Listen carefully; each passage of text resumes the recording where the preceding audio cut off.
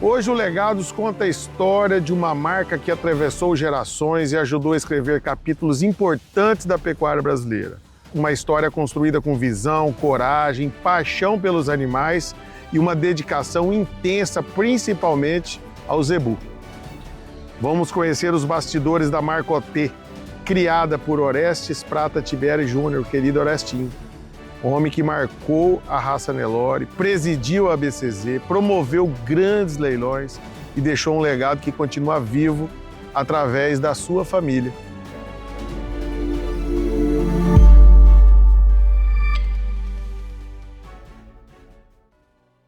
E eu estou aqui com o Ângelo, né, que está com esse legado, né, está levando essa marca adiante muito bem. Ângelo, prazer estar aqui com você, ainda mais na São João, onde vocês nasceram. Carlota, bom dia. Satisfação é nossa, sempre receber. É o que a gente fala de legado. Receber era uma coisa que o pai sempre gostava e isso passou pra gente, pra família toda. A gente é muito unido. Me lembro muito de você com ele, né? Vocês conviveram muito juntos também. E eu tinha isso, menino, juntamente com vocês também. Você também era moço. Nessa mesma época, a gente tá na mesma geração. Mas o tanto que ele gostava de pessoas que realmente gostavam do que ele gostava. E você é um cara que conhece a pecuária, que conhece genealogias de animais que vêm das gerações deles, né? Você cultuou isso juntamente comigo, que eu vivi meu pai o tempo todo, tio Rubico, tio Nené, seu Celso, todos os importadores, o Torres, que a gente tinha menino lá na fazenda. Então acho que a gente tem a mesma história. Obrigado pelo convite, um prazer aqui poder participar do Legados, que eu acho que é o que a gente mais cultua hoje. Ângelo, falando um pouco nesse primeiro bloco, nós vamos falar dele, né? Vamos falar do Orestinho, do seu pai, que começou esse legado. Lógico, teve seu avô, o Dr. Orestes, que foi médico, né? Contribuiu muito com a sociedade de Três Lagoas. Né? Imagina, né, a coragem desse homem ter vindo na época que ele veio, depois você fala mais ou menos a data que ele veio, né? Mas só é importante a gente citar, né, o seu avô, que foi médico, veio do Triângulo Mineiro, nesse sertão, porque isso aqui literalmente era um sertão, Três Lagoas, né? Verdade, praticamente não tinha nada aqui. Seu avô veio em que época, Ângelo? O pai nasceu em 1938, ele veio em 1940, o pai era menininho ainda, novinho. Ele vem para cá como médico e começa também aí a história da marca OT, porque daí o seu avô adquire as primeiras fazendas. Qual foi a primeira propriedade adquirida? A São João. A São João. Então a São João foi o Dr. Orestes que adquiriu, né? Aqui ele se instalou e aqui ele ia medicar na cidade, que é próximo. Eu voltava todos os dias para cá. E aqui que ele construiu a família dele aqui. Nasceu o pai e tia Vânia, que são dois irmãos. Tia Vânia mora em Londrina. E nós, por ocasião, nascemos aqui também, a família toda. Aqui é um lugar abençoado. Então, realmente tem uma história abençoada. É um lugar, não poderia ser diferente para a gente gravar o legado. Ô, Ângelo, aí seu pai vai estudar, volta para a fazenda. E como é que é essa história daí da marca OT do Orestinho? Como é que foi essa história? Da onde que veio essa inspiração? Lógico, vocês são já de família de zebuzeiro, mas como é que foi o start da seleção OT? Carlota, eu sempre ouvi do pai. O pai falava muito da história da vida dele de início, né? E que sempre tinha tio Pilas como um respaldo maior dentro da pecuária. Conhecia muito de gado, disse que era um dos grandes entendedores, a gente conviveu com ele também, a gente sabia o tanto que ele era voltado, né? Trabalhava para todo mundo, conhecia muito de genética. E o Orestes esteve aí do Brasil, criou o zebu também, por intermédio, né? A irmã do tio Rubico com a irmã da mulher dele, que é a tia Nelly, tinha muita ligação, né, com o pessoal da importação de 62. E o vô já tinha um zebu aqui. Mas quando o pai foi para o Rio e começou a ter uns probleminhas no final de estudo, pai, acho que não estou indo tão bem e tal, então vem para cá, como se fosse um castigo vir para Três Lagoas, para vir para a fazenda para ajudá-lo. E nessa intercorrência, o pai falou, acho que foi o melhor presente que eu ganhei. Foi quando ele começou a entender que a pecuária era a vida dele e o vô deu essa oportunidade de comprar as 10 vacas cabeceiras do Torres, para ele iniciar a criação de zebu do Nelore. Então ele começou já bem, né? Começou com marca VR. Começou com o que tinha de melhor. Que ano que foi isso hoje? Ixi, aí fica difícil, a gente vai ter que recapitular, porque eu me lembro, na época, o pai sempre faz essa comparação, é praticamente um preço do avião Bonanza hoje, ele fez esse cálculo, essas 10 vacas, era muito dinheiro. É importante vocês escutarem isso, porque eu estava conversando nos bastidores com o Ângelo, tem muita gente nova no negócio que não conhece a história. Zebu bom sempre valeu muito. demais. O pai sempre falava. Sempre valeu. Algumas negociações de Uberaba, o cara deu uma fazenda. Então, um touro do touro. Vocês acompanham os leilões hoje, acham que é hoje? Não, sempre Zebu custou muito dinheiro. Mas o que foi? Década de 70, mais ou menos? Isso. Década de 70, né? Efeito da importação já, né? Exatamente. Acho que até um pouquinho antes, porque eu sou de 67, eu sou o quarto. Então, um pouquinho antes. O pai tinha aí seus 18, 19 anos, ele era menino. E aí começa essa seleção, né? Que foi uma seleção lendária dentro da raça. Seu pai construiu inúmeras coisas, né? Vamos falar um pouco dos animais. Quais os animais que mais te marcaram dentro da seleção do Nelore? Assim, que fica sempre na memória, que você fala assim, não, meu pai dali em diante virou uma referência nacional. O Carlos até gostoso falar nisso, era muito dele isso. Ele priorizava muito as pessoas que realmente eram referência para ele, como o tio Rubico, o Torres e o seu Celso. E o seu Nené. São as pessoas que ele, inclusive, fizeram um leilão junto, o Brumado. Tinha o tio Rubico, tinha o seu Nené. A turma que ele veio, né, como coadjuvante, era mais jovem, mas ele se inspirou nesses grandes criadores. E tinha tio Pilas como um respaldo de conhecedor, um cara que era apaixonado pelo Zebu. Então, realmente veio de família. E o pai priorizou dentro do trabalho dele aquele modelo, como a gente estava conversando sobre o tio Rubico. Priorizava o animal de anca boa, as vacas férteis, leiteiras. E o Torres, um gado muito caracterizado, um gado bonito de ver. Então, foi a junção que ele fez. Ele tanto foi para o Torres, como ele foi para o tio Rubico, como ele foi para o seu Celso, que eram 3 raças iguais, mas com tipos, algumas particularidades de cada criador. E aí ele fez a Marcoté, que acho que é aí que a gente estava conversando. Chegou aí vindo o Lacri, que veio da VR, mas veio um animal crioulo dele, que era o sonho dele fazer um animal, um macho diferenciado, que foi o Pacar, que realmente é o modelo de carcaça que a gente até hoje, né? Até hoje. Né? A linha de dorso extremamente sem ponta de osso. Exatamente. Um touro extremamente revestido e de posterior. O volume do Pacar é um negócio impressionante. Era um touro de, posso dizer, 1000 quilos, mas com todas as características que a gente gostava. Então, foi onde deu o start realmente da marca OT, do modelo OT. Entendeu? Isso frisou muito no trabalho dele. E a vaca que mais te marcou? Qual que foi? Essa eu era apaixonado e o pai também era, mas a Chamata OT. Chamata, grande campeão nacional. E falando em grande campeonato, essa paixão do Ângelo e o jeito que ele é competitivo vem do legado que ele carrega. Seu pai era apaixonado por pista. Eu lembro que um momento ele tinha um timão de pista demais. agressivo, né? Ele ia para as cabeças mesmo. Teve um momento que eu lembro muito bem do time de pista dele. E ele era competitivo, né? Demais. E tem uma particularidade, essa história ele contou muito, acho que muitos criadores, como você fala, o pessoal que conviveu sabe, mas muita gente talvez não saiba. E das grandes vacas dele, que foi tricampeã nacional, a Ambala, que ganhou do seu Celso. Até o seu Celso comentou na época, quando ele pediu para o Orestinho, Oreste, escolhe uma vaca que você gosta, e ele foi na Ambala. O seu Celso falou, o senhor não está muito pretencioso não, meu filho?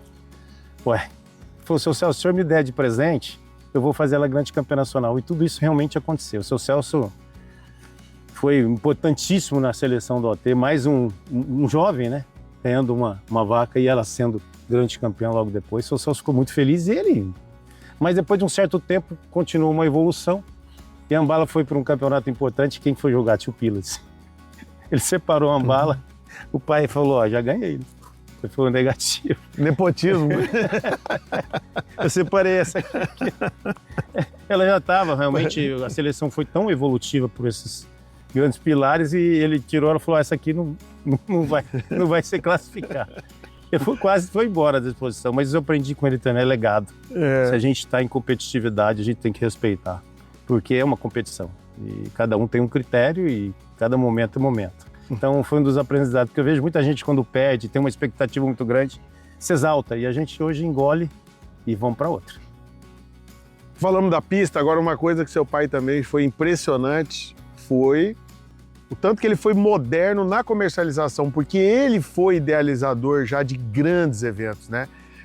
Eu vou lembrar de um que vocês não sabem, mas aí o Ângelo vai lembrando de outros, mas um que vocês vão até assustar os mais novos. O Elo de Raça nasceu no OT. Era um leilão OT, como que ele chamava mesmo, antes de chamar ele de raça? O Nelore OT na Seleção OT. Seleção OT dentro do Parque da Exposebu, lá no Rubio Carvalho. Exatamente. Não, no Rubio Kardec, no Recinto, eram os leilões do OT, era lá na Exposebu. E dos grandes eventos, ó. Exatamente. E virou Elo de Raça, por um convite, acho que do Dr. Jonas. O Dr. Jonas convida o Orestinho a se associar e nasce o elo de raça. Então vocês veem a importância desse criador. Nós estamos falando de um dos leilões mais importantes da raça Nelore de todos os tempos. Sem dúvida. Né? Foi um leilão idealizado por ele. Grandes eventos em Três Lagoas, né? Ele participou com Brumado, né? Ele era à frente do tempo. O pai acho que gerou esse meio de amizade juntamente com esses criadores. Foi onde ele pulverizou a amizade e a criação de Zebu. E quero agradecer seu Jonas por ter dado essa oportunidade, por ter feito esse elo, porque para ele foi muito importante. Foram criadores que trouxeram para ele uma geração nova de sequência de criar Zebu. Ronan, Zé Carlos Pratacunha, Duda Biagi, que até hoje são pessoas influentes e que ele tinha um carinho. Ele sempre falava, filho, os leilões dos meus amigos jamais eu vou faltar, independente de aniversário de filho, é um compromisso. Então ele priorizava isso e a gente faz isso hoje também. A gente tem esse compromisso com os parceiros, com os amigos. E esse elo de raça para ele ele ficou muito feliz de ter unido esses grandes amigos. E até hoje tá aí um sucesso, né? Com algumas modificações, mas também tenho certeza, é referência, né? Acho que foi o leilão número 1 da Expo Zebu desse ano. E uma homenagem muito bonita que foi feita para ele foi você participar, né? Numa edição. Aquilo feliz. Foi emocionante, fiquei aquilo, muito né? Feliz. Quando eu falei, o próprio Renato, Fernando, Jonas, nos acolheram muito bem. E lá foi vendida a primeira pintada, acho que da história do elo, e logo em seguida ela foi a grande campeã da Expo Zebu. E foi dos primeiros grandes recordes da raça. Essa vaca, ela é ícone nesse sentido, né? Porque ela mudou um pouco os patamares do pintado, né? Sem dúvida, foi a vaca referente. E para nós também foi a vaca que nós entramos no Nelore pintado. Era uma bezerra que eu enxerguei ela como se... Nelore pintado é um Nelore padrão, né? É a característica só da variedade de pelagens. Mas o indivíduo com todas as características, inclusive aqui, Célia Maria, é filha dela. Aí. Então a gente vem com gerações. Acho que é melhor que a mãe, é a sucessão, né? Feliz demais de poder participar do elo. Agradecer a todos os promotores por ter tido essa oportunidade de voltar onde meu pai tinha ali como a casa dele. Obrigado. Agora, o Ângelo, ele realmente tem muita coisa parecida com o Orestinho. Eu falo Orestinho com muito respeito, tá? Pela forma carinhosa que a gente gostava de chamar ele. Mas de ser criador, né? O seu pai criou várias raças, né? Vamos lembrar um pouquinho aqui. O Guzerá. Guzerá, o Gir. Gir. Nelore Mocho. Nelore Mocho. Isso aí você puxou muito dele, né? Demais. Criar várias raças. Até falar, pai, daqui a pouco você vai fazer uma arca de Nelore Zebu aqui, né? Só faltando poucas raças. Depois vocês vão ver um vídeo que os meninos vão gravar aqui de apoio, que é um recinto de leilão, que era a pista do cavalo árabe. Cavalo árabe. Foi um dos grandes criadores a nível nacional de cavalo árabe, né? Teve... Inclusive importou o Garcia. O Garcia. Mais premiados do cavalo árabe dos Estados Unidos. Foi o campeão canadense, campeão americano, Futurity campeão americano. Era um cavalo muito parceria com a dona Olga naquela época. Exatamente. Seu pai era uma pessoa incrível. Era criador nato. Eu vejo no Ângelo aqui, você chega na São João, tem o cachorrinho Fox, tem várias raças sendo criadas, né? Tá aqui o Nelore pintado, isso a gente vai falar no próximo bloco, né? Sobre o que o Ângelo vem fazendo, para a gente não perder o foco de tá falando do Orestinho aqui, mas eu acho que você resumiu muito bem, assim, sabe? Eu acho que é o grande diferencial do seu pai, né? Não só pelo lado criador, mas o lado de relacionar com as pessoas, né? Eu lembro da forma carinhosa que ele tinha de receber a equipe da Programa Leilões aqui, né? As pessoas amavam vir para o leilão. Tinha o futebol que a gente lembrou aqui na São João, né? Que era uma delícia. Demais. E era engraçado, porque você imagina, tinha vários tipos de atleta, né? Sem dúvida. Falei pro Carlota, tá pulverizando um pouco para do tempo agora. Tá bem racional, mas até hoje tem futebol aqui. Né? Então, assim, seu pai proporcionou isso. Eu acho que isso era uma diferença muito grande nessa maneira que ele cultiva os amigos e que você carrega, né, também junto com você. Ângelo, nós vamos encerrando esse bloco e a gente, sempre que encerra um bloco legado, a gente deixa uma mensagem, né?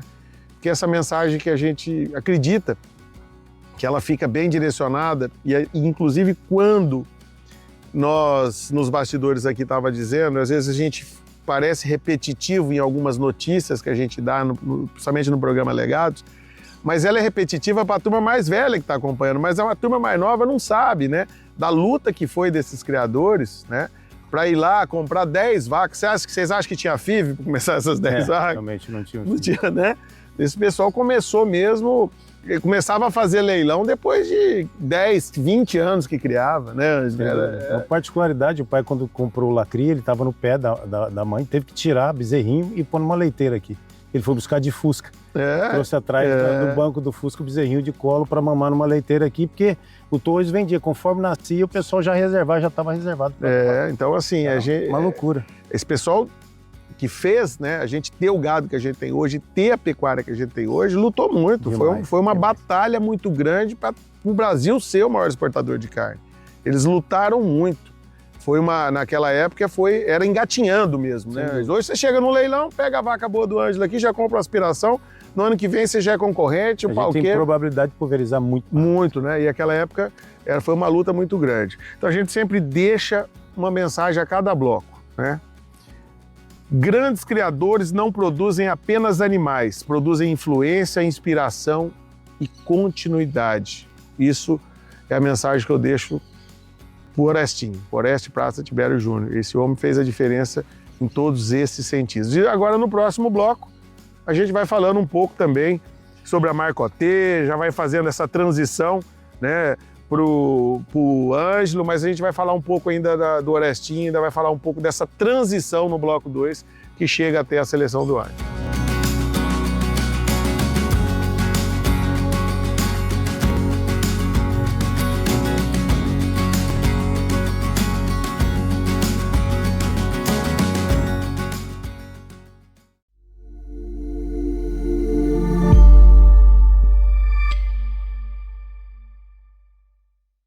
Quando nós viemos para cá, fazia tempo que eu não vinha com ele sempre vinha comigo. Eu vim esse dia com ele. E ele falou, filho, não vende isso aqui não. Preserve isso aqui, isso tem história de família, era do seu avô. 2 dias depois ele faleceu. Isso me marcou muito. Eu carrego isso aqui pesado, porque ele queria priorizar isso aqui. E talvez isso tenha sido uma das grandes forças que eu tive, talvez, para não baquear, para não falar, não vou, como que eu vou deixar isso? Foi um pedido dele. E eu até perguntei, pai, por que você está me falando isso? Te juro, foi exatamente isso. Por que você está me falando isso? Eu falei, não, pai, eu estou pedindo para vocês preservarem, para vocês não venderem isso aqui, um dia eu vou. Mas ele nunca tinha me dito isso. A gente tinha vindo, foi ver o João Carlos e ainda falou, acho que é a última vez que nós vamos ver o seu primo. Ele saiu de lá até seu lado, meu pai não era de chorar. E depois nós fomos, que ele tinha uma reunião, e ele falou, vou ver o João Carlos, passamos lá, fomos ver o João, ficamos lá uma meia hora, o João já estava indicando. O pai morreu antes que o João, pai. Você vê como que era. Mas ele me marcou muito esse dia que ele falou, não desgrude disso aqui, pelo menos vocês preservam isso aqui. Você nunca me falou isso? Então marca, essas coisas marcam. Mas assim, como a gente ia aprender alguma coisa, eu poderia ter ido com ele sempre me chamava. Esse dia eu estava com, um pessoal me chamou para ir para a beira do rio, eu falei, pai, dessa vez eu não vou. Ele ia no Cícero. No Cícero. O Cícero ia comprar um avião 206, queria até que ele desse umas dicas, ele foi com a Hélia. Aconteceu a fatalidade. Voltamos aqui no segundo bloco, né, para falar um pouco do Orestinho, falar dessa transição que vai para a seleção OT com o Ângelo. Pior parte do assunto, que em 2012 a pecuária brasileira sofre uma perda irreparável com um acidente aéreo que tirou a vida de Oreste Prata Tibério Júnior. Ângelo, infelizmente, não dá para fazer o legado sem tocar nesse assunto. Como é que foi enfrentar essa perda tão inesperada? Difícil. Até voltar a falar isso que você falou, é uma necessidade, mas aproxima sempre muito da gente. Como você fala, o legado não foge, o legado fica. E o legado que faz a gente impulsionar as coisas e continuar fazendo o que a gente aprendeu, o que a gente ama. E o pai deixou isso muito, um legado de amizade, legado de dedicação, de amor, de família e de amizade. Isso a gente prioriza até hoje. Eu acho isso fundamental para que a gente permaneça aqui hoje com o Nelore Pintado, com o Cindy, com o Zebu, com a família, meus filhos nos ajudando. Isso eu devo tudo a ele. E o que mais nos fortaleceu, a tragédia, eu estou até por dentro hoje, nossa família e amigos falam muito disso, da perda, que foi uma tragédia. Mas o legado que nos fortalece, o legado que faz a gente impulsionar isso. Que dá força. Se não tivesse isso, talvez a gente não teria continuado. Por isso que eu acho que esse programa seu é importante para todo criador, para todo segmento. O legado é uma coisa que não pode fugir de ninguém que queira crescer, de ninguém que queira família, queira amizade e trabalho. Exatamente. Porque construir legado é construir uma história, é tentar passar para as novas gerações coisas boas, né? O legado não é o patrimônio financeiro que Não. o cara construiu, né? É a história, as conquistas, né? E seu pai foi um homem de grandes conquistas, né? E o que mais te marcou, Ângelo, assim, naquele momento, como homem? O que te serviu de exemplo, infelizmente, uma tragédia? O que você pôde melhorar com isso? O Carlota, nós estávamos lá no dia do acidente e fomos nós três, eu, Bitão e Bibo, enfrentamos aquilo junto com ele, em todos os sentidos, com a tragédia, com o momento, mas a gente sentiu ele sempre era muito próximo da gente. Ele nunca nos deixou em situações nenhuma, apesar de ser um pai duro, rígido, mas ele era de um coração e de uma proteção imensa. A gente estava com ele até ele ir, tenho certeza que lá ele está com grandes amigos e nos olhando aqui, mas essa vontade de preservar aquilo que traz pra gente isso, satisfação e prazer de viver. Meu pai era um homem, eu falo como filho, único, uma pessoa que olhava todos os detalhes, em todos os detalhes e olhando sempre futurista, um cara muito aberto em todos os sentidos. Então traz a saudade, traz o legado aí pra gente. E hoje eu vejo meus filhos, né, trazendo uma composição também. A juventude faz isso. A gente prioriza algumas coisas e eles renovam outras. Então é isso.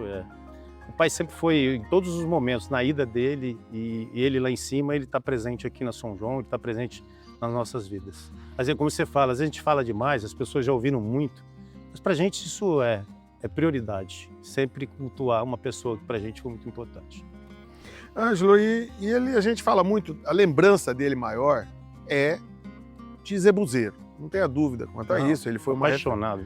Foi um presidente da BCZ e por sinal, né, fez uma gestão fantástica, quero pontuar isso aqui. Seu pai foi um presidente, talvez dos mais importantes, porque ele conseguiu alguns feitos. Aquela chácara, né? Sem dúvida, acho que o maior patrimônio da BCZ hoje. O maior patrimônio da BCZ. Aquela chácara que como patrimônio e como pesquisa, sim, né? Sem dúvida. Hoje, eu acho que aquilo... É nesse sentido, porque ela diverte... Até então, eu posso falar aqui, que eu acho que muitas pessoas não devem saber, como você falou. Muitas coisas as pessoas não sabem. Na época da gestão dele, junto com o Fábio Rodas, já estava sendo um planejamento, talvez, para o parque mudar para lá, que seria uma opção de crescimento. Porque o parque realmente é maravilhoso. Eu acho que é o maior parque de zebuínos do mundo, mas que está dentro de Uberaba, né? Tem algumas restrições ali. Você vê, esse ano nós tivemos dificuldades de atender todos os criadores, porque o parque não pode, então a gente tem um limite. E ele tinha esse sonho de mudar o parque para lá, também era uma das prioridades dele. Seu pai era visionário. Demais. Né? Nós vamos chegar nessa parte aí, eu passei pela BCZ porque foi importante. Aquela cobertura, né? Aquilo transformou a pista de jogamento, né? Sem dúvida. Foi na gestão dele. Então ela foi uma gestão muito construtiva, né? É uma gestão mesmo de empreendedor, né? Cada presidente ele tem um estilo, não um que seja melhor que o outro, não tô fazendo comparação. Não, mas dúvida, ele foi um estilão dele, né? Empreendedor. O cara sempre falava para ele, pai, pô, você vai pedir isso? Pelo amor de Deus. Não, tô pedindo para a BCZ, pai. Filho, a gente precisa dela. Os pavilhões, por exemplo, eu consigo 10 pavilhões de doação. As placas, a arquibancada foram as placas, né? E todo mundo... E você vê hoje lá, tá lá até hoje. Nós também compramos o OT5, tem lá a nossa placa. VR tem a placa, todos os grandes amigos criadores. Então, ele tinha essa facilidade pela amizade que ele tinha. Ele pedia, ele sempre falava, estou pedindo por bem da associação. Ele era apaixonado pela BCZ.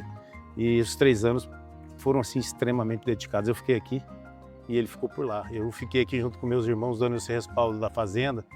E ele vinha sempre no fim de semana quando podia. Mas ele priorizou a BCZ, assim, mais do que as coisas dele.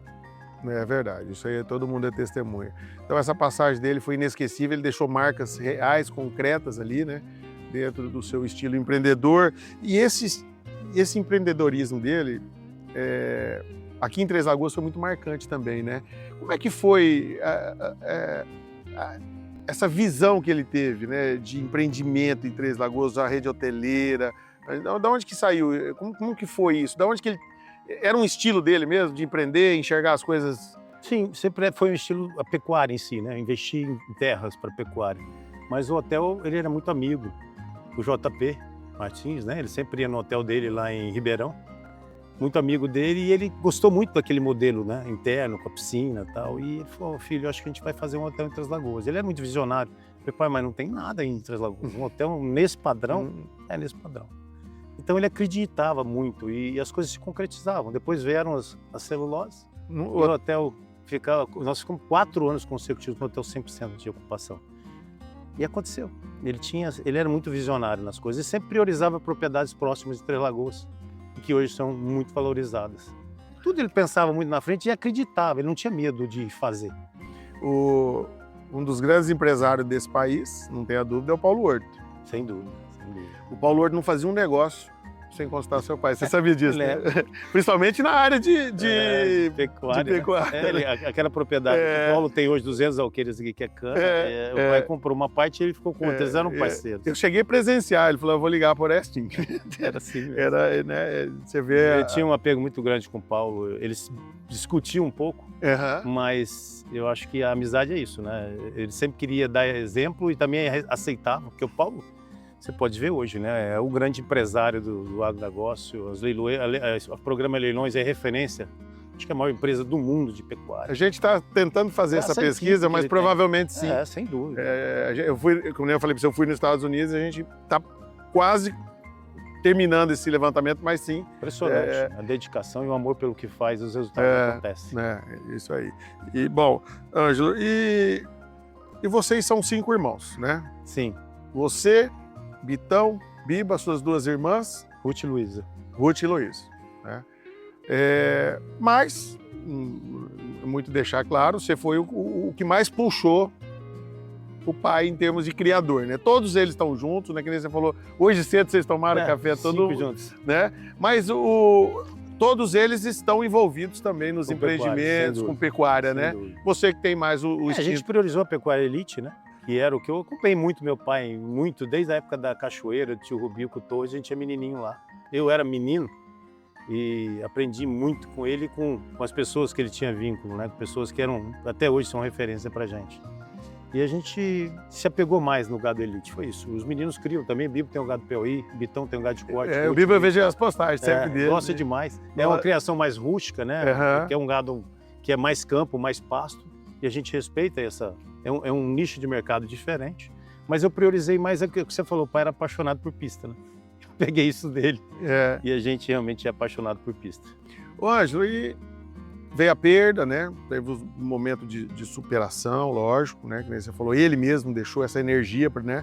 Que ele tinha de empreendedor, de relacionamento, de criador e tal.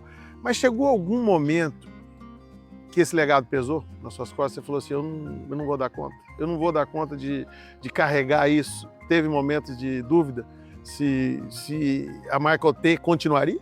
Não teve não. Momento nenhum? Não por ele realmente, pelo legado.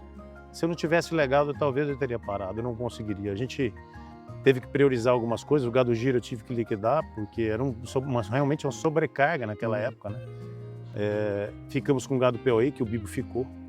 E eu já tinha o Cindy, logo depois eu tive o Cindy, eu priorizei o Cindy, pensando em evoluir essa raça, que eu sabia que tinha muito potencial, mas liquidamos o giro e o gado PO da marca OT e ficamos com o gado POI.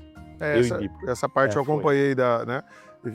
Aí o Bibo fica com o POI e você fica com o Cindy, né? O Cindy não tinha começado, eu tô dizendo, aí a gente priorizou depois, aí o Cindy veio depois, 2 anos depois, que nós fomos receber uma homenagem para ele na Expo Zebu. E eu vi o Cindy lá, foi quando eu pensei, acho que eu posso voltar aí a criar um gado diferente, que a gente tem possibilidade de ser competitivo. Foi quando a gente começou e começamos em grupo, e aí eu fiquei sozinho com o Cindy e dei o POI para o Bibo tocar. Então a gente dividiu essa responsabilidade. E quando eu peguei o Cindy, eu falei, aqui eu quero fazer o trabalho que meu pai fez no branco, quando ele começou com as 10 melhores do Torres. Eu vou fazer um Cindy diferenciado. E eu sempre tive essa força, porque eu também era apaixonado, e porque eu sempre estive com ele assim, a gente tem que persistir naquilo que a gente gosta, que a gente sabe fazer. E eu toquei. E quando eu perguntei para o Ângelo se pesaria, né, se pesou, se em algum momento poderia existir a chance de desistir, e engraçado que as coisas vão confluindo, né, e é justamente a frase que eu quero encerrar esse bloco, né, que é um bloco que a gente encerra, daí falar sobre a história linda de Orestes Prata Tibério Júnior, né, que foi um grande empresário, foi um grande empreendedor, um homem extremamente família. Eu lembro dos leilões, eu acho que nunca teve um leilão aqui em Três Lagoas, não estavam todos vocês, aquele mundo de amigo, né, era uma delícia participar disso. Seu pai tinha, né, essa coisa de juntar as pessoas. Eu lembro que a gente ia distribuir mesa, tinha um blocão do fundo ali que dava umas 200 pessoas que eram amigos, né, que independente de comprar alguma coisa ou não, né, era uma turma, isso aqui era lotado de amigo. E por que foi essa pergunta, né? Porque realmente não é fácil suceder grandes homens, não é porque o legado, quanto melhor, ele é mais pesado. Sim. E a pergunta foi essa, eu falei, eu vou perguntar, eu sei que ele não desistiu, né? Ele está aqui, mas eu vou perguntar se teve algum momento que possa ter pesado, porque não é fácil suceder grandes homens, né? Eu vejo muitos filhos, né, que apanham com isso, né, de suceder grandes homens, não é fácil. E eu acho que você completou muito essa frase que eu quero deixar aqui para encerrar esse bloco, né, de falar da história do Orestinho. E a frase é o seguinte: legado não é apenas herança, é responsabilidade.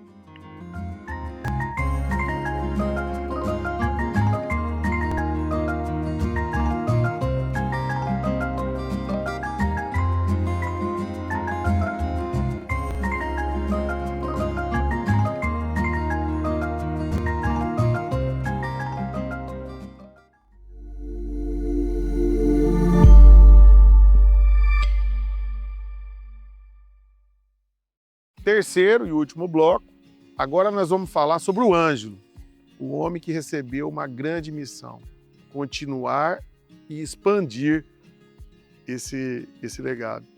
Ângelo, quando que você decidiu? Como que foi a decisão? Agora, Ângelo, OT, a gente falou dos irmãos, do seu pai. Ângelo OT, onde que você falou assim, agora eu vou continuar esse legado mesmo? Quando eu tive os meus descendentes, meus filhos, Ângelo e Giovana. Pensei sempre nisso, eu também vou precisar ter uns sucessores.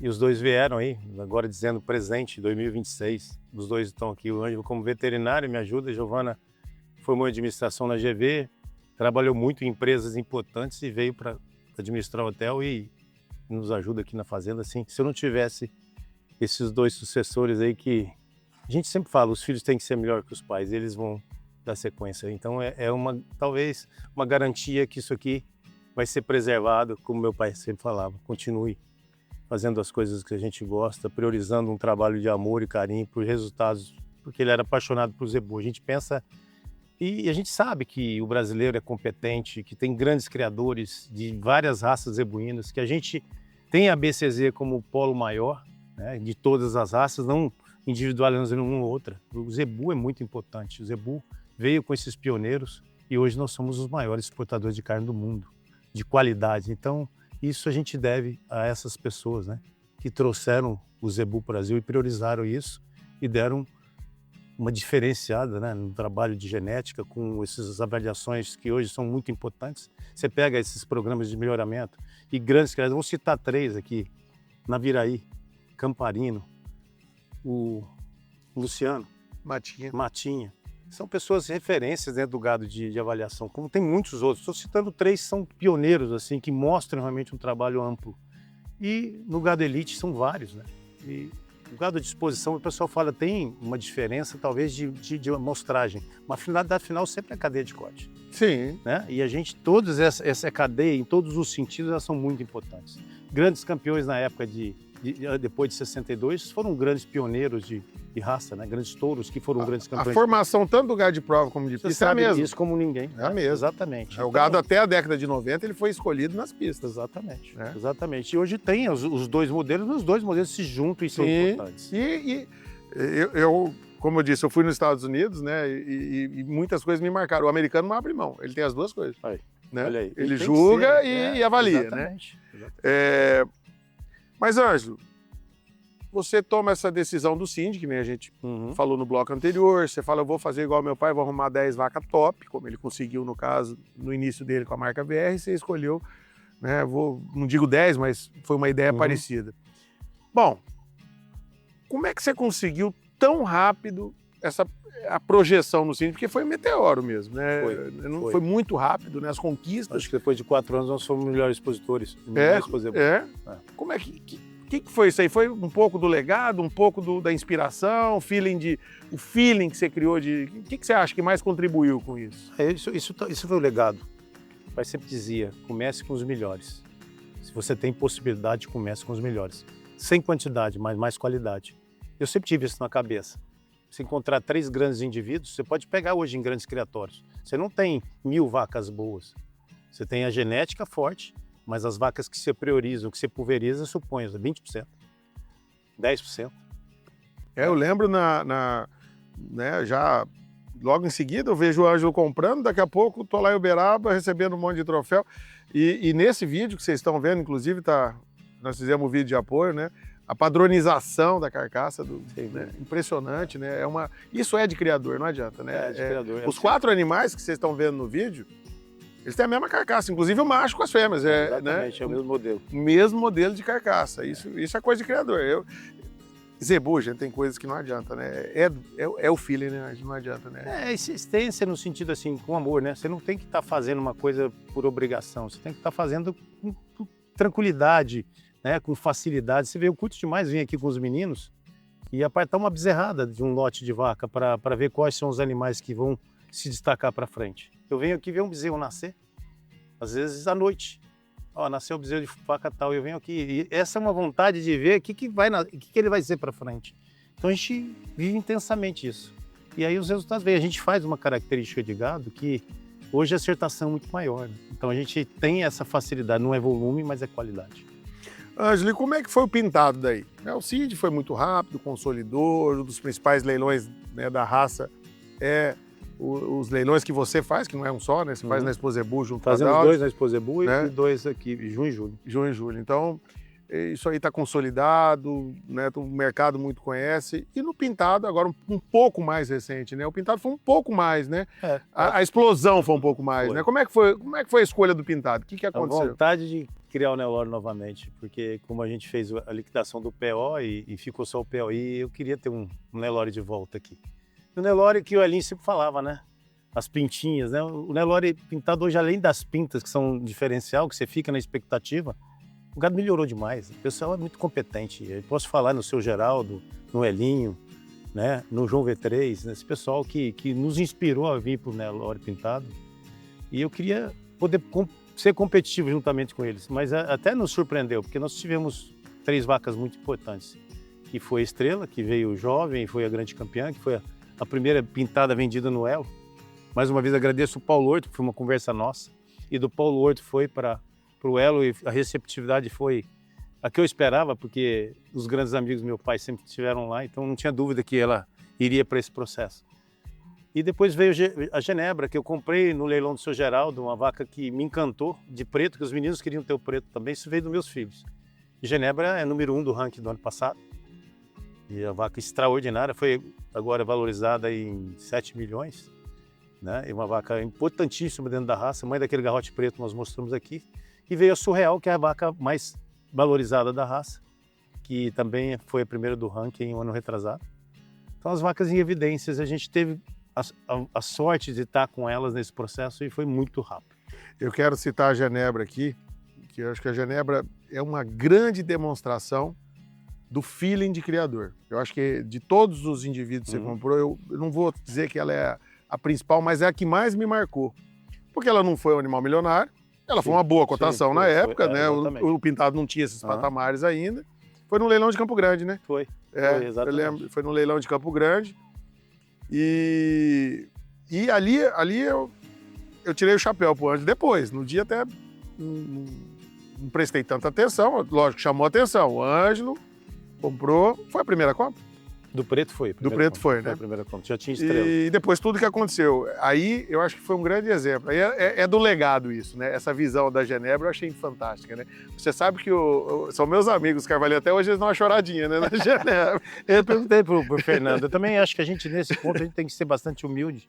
Não é só a gente que ganha, não é só a gente que sabe. a gente aprende toda hora. Isso é um aprendizado que também veio do legado. Meu pai sempre falava, como ele comprou a Marani da Cachoeira, uma vaca que ele tinha um sonho na vida dele, era a vaca mais linda que ele viu. Então ele até falava, pai, você tem potencial para comprar uma vaca dessa? Eu tenho coragem. E esses dias teve um episódio, o Ângelo que até ficou bravo comigo. Teve a novilha do Collie, que foi a recordista do leilão nosso, agora de Uberaba. Eu fui penúltimo lance, juntamente com o Fabiano. Aí, Roberto Lins estava lançando atrás, um grande criador, um grande amigo. Eu falei para ele, você tem dinheiro, mas eu tenho coragem. Então eu fui na coragem, foi a vontade de ter um indivíduo como aquele. E logo agora em Dourados tivemos junto, ela foi a campeã bezerra. Parabenizei. Roberto Lins, um grande amigo, um grande investidor agora no Nelore Pintado, visualizando indivíduos realmente que a gente gosta. Tem que ser valorizado o que é bom, né?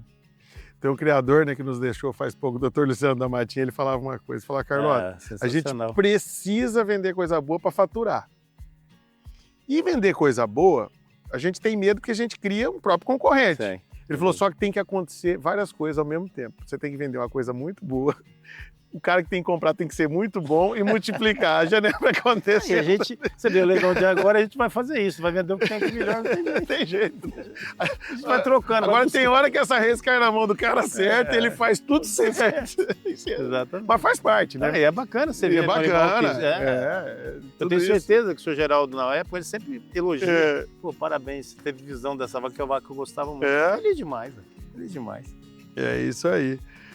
Ângelo, e hoje você tem esse legado que está vindo, né? Que está acontecendo, que já aconteceu, né? Você carrega hoje a marca OT. A marca OT hoje, você fala, inclusive você tem um sobrenome, né? É Ângelo OT, né? Você vê que o legado é tão forte. Se você perguntar para 90% das pessoas, o OT, né? Então... E isso é prova do legado, né? O seu sobrenome... É a marca que fixou em tudo que meu pai teve, Hotel OT, E eu não queria deixar isso escapar. Eu não pensei duas vezes. Poderia pôr a M, que eu sou Ângelo Mário, mas a marca OT é como se fosse uma tatuagem. Eu tenho aqui no braço. Eu tenho aqui. Aí, na camisa tem Orestinho. A gente não tem nenhum pingo de receio. Ele sempre tem que estar presente nas nossas vidas. E quando eu existi aqui, eu acho que ele tem 13 netos, acho que 11 são tatuados com a marca OT. Espontaneamente, cada um fez isso, o Carlota, por espontânea vontade. Isso é bacana, né? Uma coisa espontânea. Porque ele deixou realmente essa junção de querer sempre ter ele presente em tudo que a gente faz. Ângelo, e agora vem seus dois filhos, que é um casal, né? E os dois, você já disse anteriormente, estão integrados, né? Já estão integrados. E você está fazendo o correto, porque o que eu percebo? Você ama o que você faz porque seu pai te trouxe pequenininho aqui. Você nasceu aqui? Nasci aqui, né? Nasci aqui na São João. E eu lembro dos seus dois filhos, o Ângelo, que é o Tutu, né? Tem o apelido Tutu, e a Giovana. Eu lembro deles pequenininho com vocês. Nos leilões, inclusive, pequenininhos os dois, né? Então, a gente fala muito no programa Legado de levar para essas novas gerações a importância de você trazer os filhos desde pequeno para o gosto. Porque ele não tem isso aqui como um ativo financeiro, ele tem isso aqui como uma paixão. Sim, né? Sim. E o tanto que essa paixão proporciona, né, um futuro legal para eles. Porque esse meio nosso é muito bom, né, Ângelo? É muito sadio. É gostoso demais viver esse meio da pecuária, né? É uma bolha até, né? A gente fica até distante de um mundo que às vezes não é tão bom como esse mundo que a gente vive do agro, né? A qualidade das pessoas, das amizades, é algo diferente, né? Posso dizer, Carlota, transparente, né? Transparente, assim, né? Realmente ativo. A gente sempre tem as amizades espontâneas, né? Gostosas de estar junto, né? A gente vai em todas as exposições que a gente já fomos para Dourados agora, encontrar uma turma de lá, né? Você vê o Nego que está com a gente, teve quanto tempo que o seu Geraldo agora está aqui. Essas pessoas são importantes para tudo isso acontecer. É gostoso demais. É um mundo que eu acho que Deus nos deu, que é a natureza, né? E o trabalho, que a gente é muito envolvido. E a família. E a amizade, está tudo aqui. Você sabe, Ângelo, que às vezes as pessoas falam, por que as pessoas se sentem bem em fazenda? Até uma pessoa que não conhece fazenda. Você traz a primeira vez numa fazenda, ela se sente tão bem. Porque Deus nos colocou para viver no paraíso. O Paraíso era não tinha prédio, nem asfalto. É verdade, né? é verdade. Nós que fizemos um erro desde lá para trás de cometer os primeiros pecados, mas ele fez nós originalmente para viver no paraíso. Né? E as fazendas é um paraíso, né? Isso aqui é o ambiente que nós estamos aqui, rodeado de animais, a criação. A criação, eu brinco que é um pouquinho que Deus deixou a gente brincar de Deus, né? É selecionar, né? É poder. É uma coisinha que ele emprestou pra gente, né? Vou emprestar para vocês. Você sente isso no coração desse empréstimo que ele faz? Né? Demais, vem de Deus. Tudo vem de Deus. Deus é nosso maior, né? Acho que a referência da gente estar aqui vem de um Criador. E o Criador é Deus. Deus acho que nos protege, Deus que nos dá as oportunidades. E a gente tem que saber acolhê-las, né? Exatamente. E eu acho que o grande trunfo disso é a gente poder ter essa junção da amizade, da família e do trabalho. Isso a gente prioriza muito, é muito gostoso poder viver essa natureza, mas com todas essas prioridades que Deus nos deu, né? É verdade. Ângelo, eu queria te agradecer muito, queria que você deixasse aqui uma mensagem para todos aqueles que um dia também terão que carregar esse legado, carregar no bom sentido, né? Deixa um recado para todos esses, um dia, né, terão esse compromisso que você está tendo e está cumprindo com tanta honra. Nunca desistam de trazer para dentro do que você gosta, do que você acha que é bom para a família, que é bom para a amizade, que é bom para o ego, de trazer as pessoas que você mais ama. Eu sei isso pelos meus filhos. Trouxe os dois para cá, com espontânea, sem forçar a barra. E hoje são o meu combustível para continuar com esse legado da Marco AT, que vem hoje com o Ângelo Filho e com Giovana. E tenho certeza que as próximas gerações, meus netos, darão sequência, porque a gente sempre tem que fazer aquilo que a gente sabe e que a gente gosta. Nunca se aventurar numa coisa que não é o seu propósito. Então, lute pelo que você gosta, lute pelo que você sabe fazer, para que você traga as pessoas que você ama para junto do seu trabalho. É isso. E eu quero encerrar aqui agradecendo o Ângelo e deixando uma mensagem, né, de legado, né? Eu acho que a Marco AT é mais do que uma seleção genética. Ela representa trabalho, visão, família, coragem e continuidade. Então, que sirva de exemplos para muitos, né, esse legado chamado Marco AT. Obrigado, Carlota. E quero também fazer essa particularidade, um amigo, uma pessoa que se dedica muito a esse meio. Desde quando eu me entendo como zebuzeiro, também eu te conheço. Meu pai falava muito da tua pessoa. Eu acho que é importante exaltar isso, porque esse programa vem de você, né? Você que está capitaneando isso. Então, você tem uma grande importância para poder passar esse legado de outros trabalhos aí. Eu tenho certeza que vem de uma pessoa que pode fazer isso com maestria, que é você. Obrigado. Muito Carlota. obrigado.